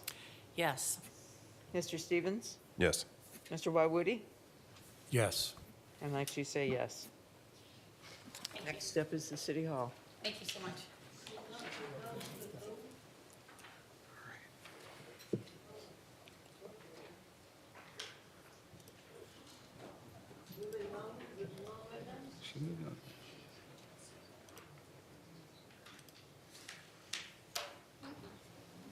Sorry. All right, where are we? We're on number...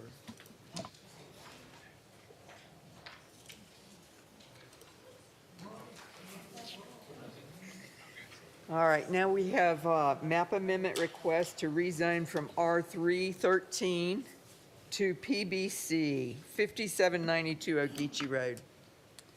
All right. Madam Chair, members of the board, Edward Morrow. This is a petition to rezone or make a map amendment from the current zoning designation of R3-13, which is a multifamily residential zoning district. having a density of 13 units, 13 dwelling units per acre, to a planned community business designation, which is a community business designation that would require MPC or at extreme levels commission review in order to change the use on a particular site. At this juncture, we're requesting MPC level review for any changes consistent with the by right uses within the community business zoning district. To give everyone some context, you can see here that we're located out off of Ogeechee Road. This is in between, midway between Berwick and Little Neck Road. You can see the site itself is located here, outlined in red, adjoining several multifamily developments. Another one that you'll see that has been approved through zoning is going to join this development right here. And the proposed use is a mini storage warehouse. Earlier, you saw a second iteration site plan that I do apologize about that, but it is just a reflection of the fact that this is actually the third site plan that we have received from the petitioner, as they've been actively working with staff, taking our comments and those of Chatham Engineering to try and offer a better product. And so we can see here, one particular point that I'd like to make is that a previous site plan, as you saw, had this particular opening going into the proposed structure. This is the building, the storage building that would sit on the site in the future.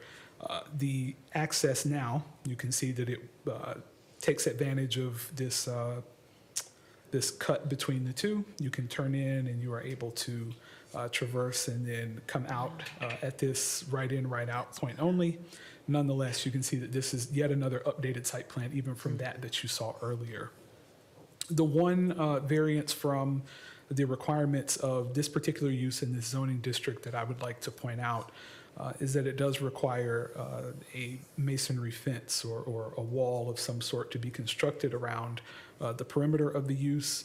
In this case, we are hoping that the petitioner would provide a product that is aesthetically pleasing, such that that wall would not necessarily be required, as the zoning ordinance from the county kind of anticipates the configuration of these uses that previously it would have been ideal to have some sort of fence or barrier that was blocking the doors that would normally be visible.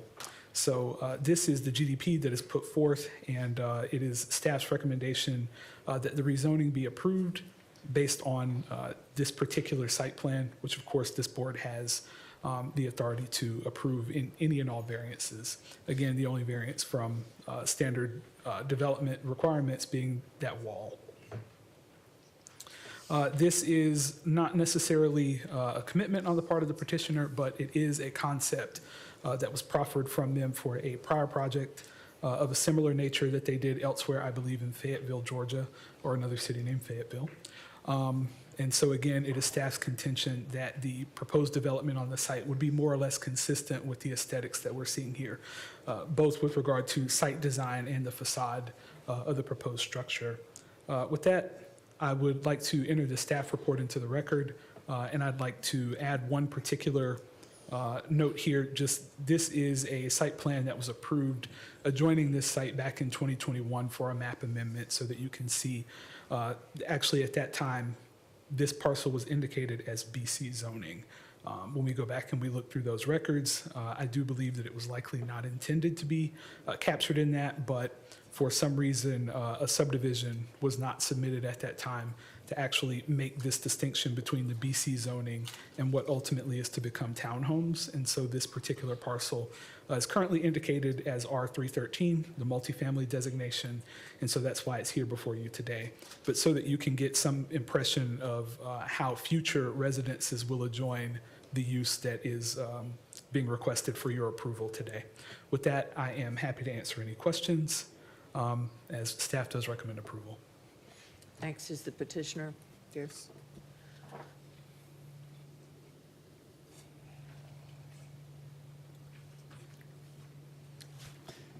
Yes, ma'am, Madam Chair. For the record, Josh Yellen here today on behalf of Doran Development. We have with us Chris Keenan from the development team. He's the Senior Vice President of Development for Doran.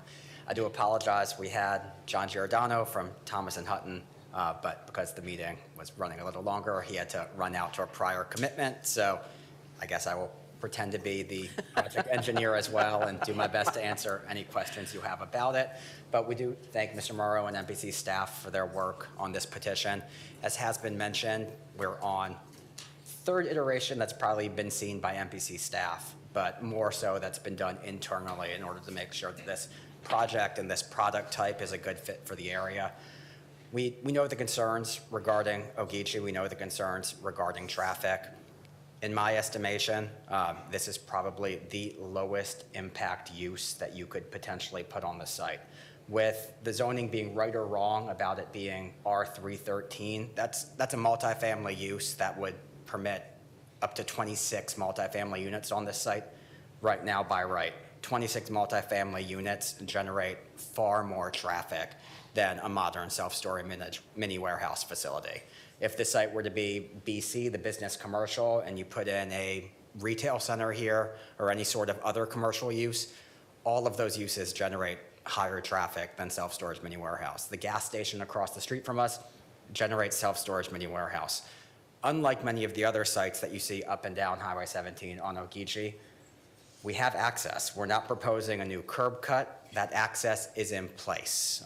We know that there might be changes anticipated in the future, but there is currently the access as it stands that was anticipated when this entire property in this vicinity was redeveloped. And I know I've been here before, standing before you for other sites that did not have access as adequate as this. So we think that based upon this location, based upon the uses in the vicinity, that this is probably the most appropriate use that could go in here, other than somehow Chatham County and this board saying that this site cannot be developed. It's a planned BC. The GDP has been submitted to Nick Milionis and County Engineering. They, so far, are fully signed off on this plan. We are a lot farther along than many other applicants simply by virtue of this being a planned BC district. So this developer and the engineering team have done a lot of the groundwork in advance. And so, like Mr. Morrow mentioned, staff is recommending approval for this site, and we would respectfully request that you approve of the same, but we're here to answer any questions that you may have. So thank you all. Thank you. Chair, Mr. No. I have one question. What does the building? Yeah, you turned it. Sorry, turned it off. Is this a one-story, three-story? It's a 3-story product. Okay. And I'm just trying to compare, they wouldn't be the owners of the one at 204 and 17. Sorry, say again? Or would that same petitioner be the owners of the one between Little Neck and 204 on Highway 17? No. Okay, well, if you're familiar with that, there is no wall that is spoken of. There is a black painted fence that has some type of growth on it, I'm sure some kind of jasmine or something growing on it. But it does, I mean, if you're comparing, if we're talking about removing the wall, which I'm definitely for that,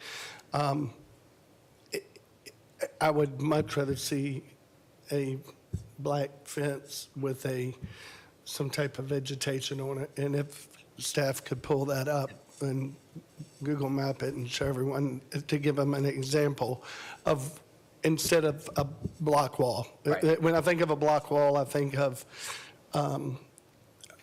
Islands Expressway just before the bluff on the left behind the fire station. You got this long wall. And I know, and it's a long yellow wall. And it looks good when it's first put up and it's painted. correct. And then they don't paint it, but anyway. And I do think that part of the concern, as we've had this conversation before, is that the county ordinance is roughly 30 to 40 years old. I don't think that this standard has been updated in recent years, particularly in light of some of the new designs for these facilities. But also as it relates to the traffic concerns, I personally would not be in favor of putting up a fence surrounding the property. Yes. That's only going to block Block people's view. views of oncoming traffic. And so I agree that I am not in favor of putting up a fence in our undisturbed area that could cause traffic impacts. I'm not sure if I can zoom in on this. Oh, you were looking at the other site, sorry.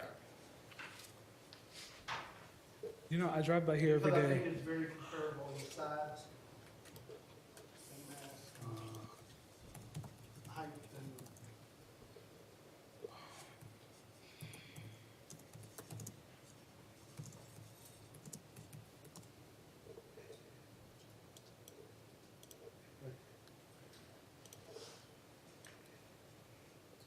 I think I was right here.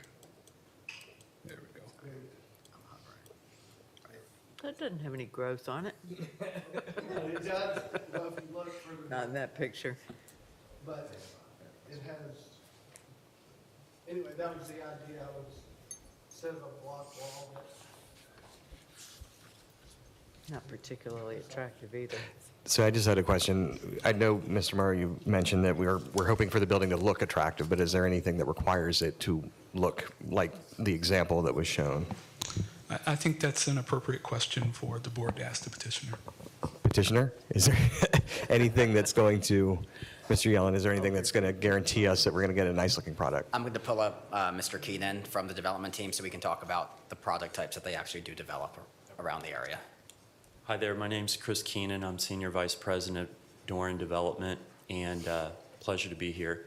Happy to answer any questions you have. The design that we have is going to be in accordance with the master plan development, who is also the seller and owner of the land. And it will be along the same lines as the one shown here on Little Neck, as well as the example in Fayetteville. But with better landscaping? Yeah, we have, we like to say that we have pride of ownership, so we're by, by conscious effort, we're a builder and investor, so we don't build to sell, we build to hold. So we have a higher quality of construction that we typically hold ourselves to, which would include landscaping. Anything else? Go ahead, Miss. Just a question, why don't we have a copy of that master plan? the county already does. I don't think we're required to have a copy of the master plan.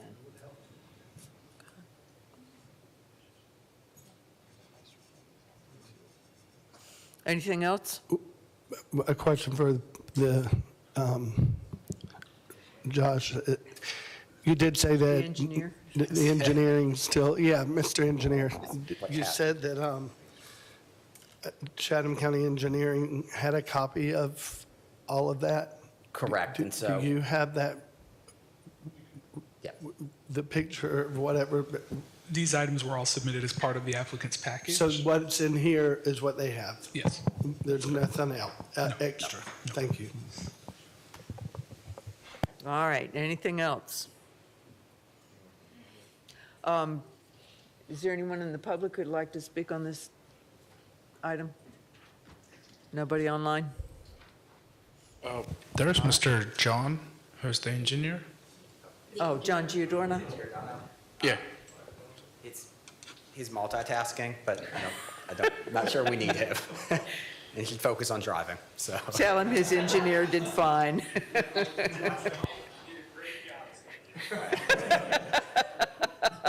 Thank you. All right, I'll entertain a motion. Oh, we do have another person too. Name is Karen. I'm going to unmute her. Hi, my name is Karen Blands. I live across the street from this property, across 17. I would just like to say, I would love to see a fence, maybe a tall fence. There is just so much light coming now from the gas station across the street onto my property. It's just, we've had to put up blinds and shutters, but any kind of light pollution coming from that side of the street is just really distracting. So I am in favor of a fence and hopefully a tall fence. Question for the person on the phone. Go ahead. As long as light pollution is addressed, would that be appropriate?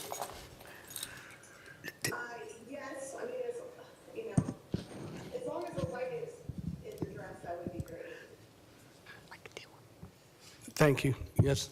If that's the case, it would be my recommendation that you basically make a condition that they submit a lighting plan that is reviewed to ensure that, where the light is shown. And that would ensure that she wouldn't experience any light pollution or any other adverse effects. Lighting plan for staff approval. And there's no, the entrance, exit, there's nothing on Ageechee Road, correct? Correct. Correct, engineer? So there would be really no need for a lot of lighting on that side of the building? All right. I'll entertain a motion. Coles make the motion that we approve the staff's recommendation for approval with the condition that a lighting plan be submitted for staff approval. No, a second. All right. Any discussion? Ms. Amick? Yes. Ms. Bowles? Yes. Mr. Coles? Yes. Mr. Noah? Yes. Mr. Notrika? Approve. Ms. Ross? Yes. Mr. Stevens? Yes.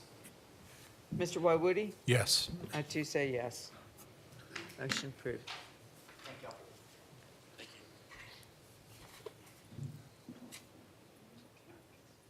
All right. Sorry, Madam Chair, if I could just make a note for the record.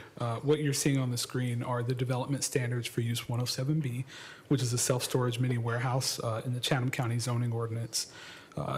Yeah, Per I see. note E here, all lights shall be shielded to direct light onto uses established and away from adjacent property. Thank you. Sure. All right, our next item is 10, I believe. Recombination subdivision Meldrum Lot 515 West 31st Street.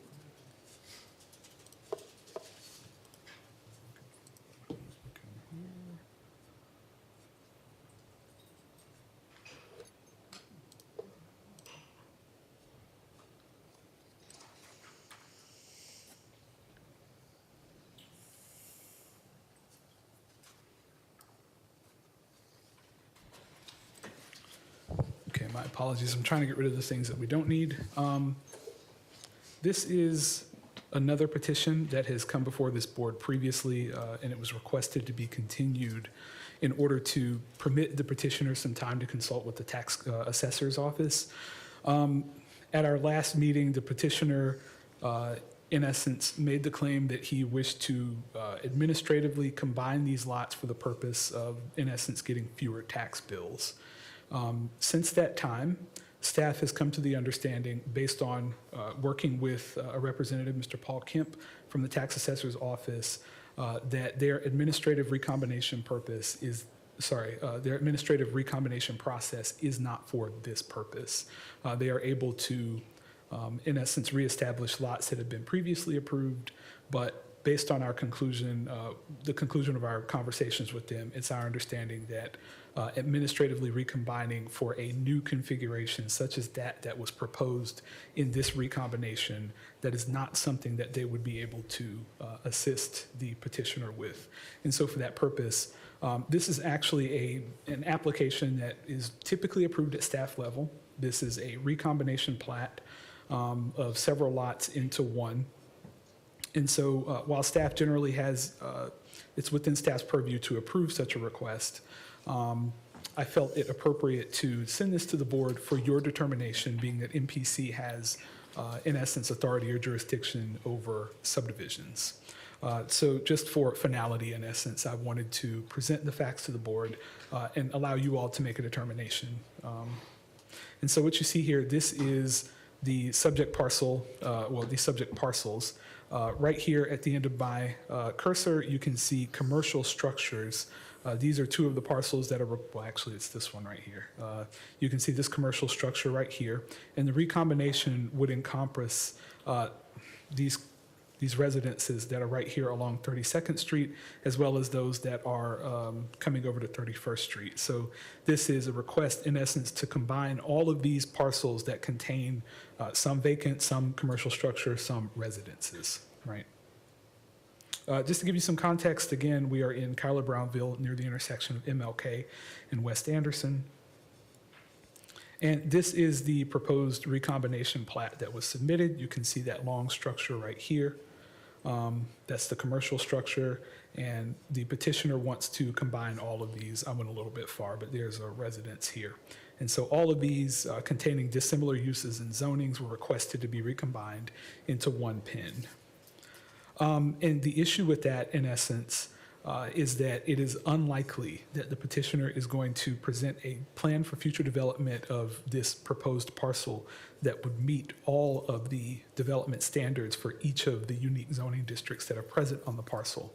And so while conceptually you could combine these, practically it is nearly impracticable to come up with a petition that would actually meet all of the requirements. And on that basis, staff does recommend denial of this as proposed.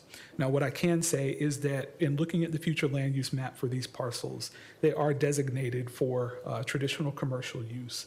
And so it is conceivable that at some point in the future, we would see commercial use here. But again, without seeing that plan, which it was requested from the petitioner, it was not provided. Staff is not comfortable recommending approval of this. At such time, the petitioner has developed a future development proposal. He or she is welcome to bring it back to this board to request rezoning consistent with the future land use map. And so with that, staff does recommend denial of this requested recombination. All right, thank you. Is the petitioner here? No?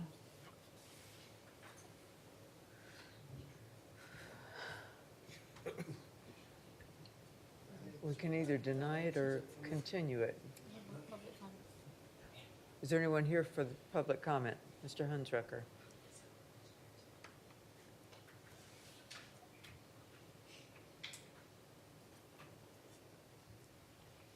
I think it's two. Let me look. Hello, my name is Jim Hunstrucker. I work with the Forsyth Park Community Alliance and also within the Oglethorpe Plan Coalition. I'm not representing either one at this time, but Kyler Brownsville is also being considered for the Hotel No expansion. The city has proposed something. And Kyler Brownville, I don't know if they've been, I know that they do not want hotels based on previous meetings. I don't represent them, but I think they should have a voice in this matter at the same time too, because hotels are being, what they call them, boutique hotels are being proposed for these three districts, Victorian, Streetcar, and Kyler Brownville. And I know that they do have voiced an opinion of not having boutique hotels there. So that's all I have to say. Thank you. Thank you. Anybody else? Discussion? Oh, I hadn't filled out a comment card, but I feel impelled to speak. hold on. Is that okay? Do I need to fill out a card? State my name. Ellie Isaacs, I'm the new Director of Preservation for Historic Savannah Foundation. So I attended actually this meeting only for this item, really, just because I wanted to see what the discussion was going to be. My main concern when reviewing this application was to echo what Mr. Hunstrucker said, but not necessarily in the realm of hotels, but in the realm of apartment buildings, because there's literally an apartment building that takes up the entire block directly across MLK, and that was my concern, was just to yield warning when recombining lots in Kyler Brownville in the future that, you know, the petitioner might come before you and want to build an apartment complex on this lot. So that was the only thing that I was going to say, and that's all I have. Thank you. Thank you. Chair, did we hear from the petitioner as to why they're not? The petitioner's not here. I know, they didn't call and say they weren't coming, or? No, sir. I had some ongoing correspondence with Mr. Brewer, the petitioner's surveyor, and at the point that I think Mr. Kemp kind of determined he couldn't help with them, I no longer heard anything. Yep, discussion? So Anything? the last meeting that we had, it seemed like his whole purpose was to combine them, to have them under one tax bill. So he didn't have to pay 8 tax bills. Right, which also could be a smokescreen for trying to do bigger development, and I get that. But since they're not here and they haven't sent in a request to continue, I feel like And we have denial their is the zoning way on to the go. property. Yeah. So if I may make a motion to approve staff's recommendation of denial. Jeff Ventrica, second. All right. Any discussion? Mr. Wywoody? Yes. Mr. Stevens? Going reverse order on us, yes. Yep. Yes. Ms. Ross? Yes. Mr. Nochika? Yes. Mr. Noah? Yes. Mr. Coles? Yes. Ms. Bowles? Yes. Ms. Amick? Yes. And I too say yes. All right. Just like Mr. Josh was doing. Mr. Yellen, yes. All right. Last but not least, Yes. amendment to existing approved master plan, 224 Basswood Drive. All right, Madam Chair, members of the board. This is an amendment to the North Godley Station. I think it's referred to as the Highlands Business Park, the third amendment to its master plan. Today, we are not looking at a request to change any uses. This is actually just a request to amend the text. And so its impact is probably more administrative than anything. One of the challenges that staff faces in keeping up with the PUDs is going back and looking through the standards just to see, what are the setbacks, what is the maximum permissible lot covers, things of that nature. And so we are kind of in those weeds with this request. In essence, this is a request to bring the development standards for 11 commercially designated parcels in the Highlands Business Park and make it consistent with the City of Savannah's zoning ordinance for the neighborhood business zoning district. To give some context, first and foremost, this is, you can kind of see just there at the end of the North Godley Station PUD. You can see all the residences, and so right here at this very end, you've got kind of this clamshell-shaped business park that's right here, and that's where we are today. This is actually the master plan exhibit for the third amendment to this particular master plan. And I'd say the biggest takeaway here is this chart that you're going to see right here, which is directly from the City of Savannah's zoning ordinance. And so, again, the petitioner is just requesting to allow development on these 11 orange parcels that you see here to be consistent with the development standards for the neighborhood business district in the City of Savannah's zoning ordinance. And so you can see in this chart, this is what is included here, the BN.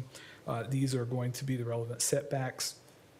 I'd just also like to take a second to point out, as there are some existing residences here, these are the buffer standards. We have some existing Class 2 uses, and all future uses are going to be consistent with Class 4. And so the buffering standards are still going to put us here at the Type C buffer. So again, these are the types of things that we're reviewing as individual site plans come in for these parcels within the PUD. So just to give you a peek under the hood there.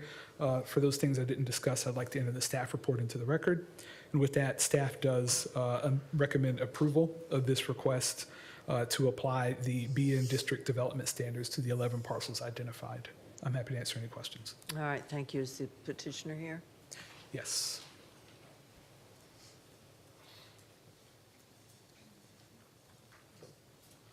Hello, my name's Ryan Smith. I'm here representing Highlands Park Commercial.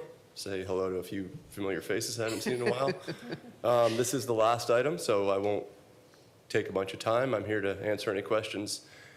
I appreciate staff's help on this. Godly goes back 20-something years. It's not easy to review it when you've been here for less than a year. So they did a great job, and again, I'm here to answer any questions, but really this is providing clarity. The parcels already have the BN land use that was approved by Planning Commission. We're just simply applying the city's NUZO to those lots. Any questions? Good to see you. Yeah. All right, thank you very much. Public comment? Thank you. All right, none online? Any discussion? Motion? Cole's motion approves staff's recommendation for approval. No, it's second. All right. Ms. Amick? Yes. Ms. Bowles? Yes. Mr. Coles? Yes. Mr. Noah? Yes. Mr. Nochika? Yes. Ms. Ross? Yes. Mr. Stevens? Yes. Mr. Wabwoody? Yes. And I too say yes. So, we have no presentations, no other business, no executive session. Cole's motion to adjourn. Thank you, guys.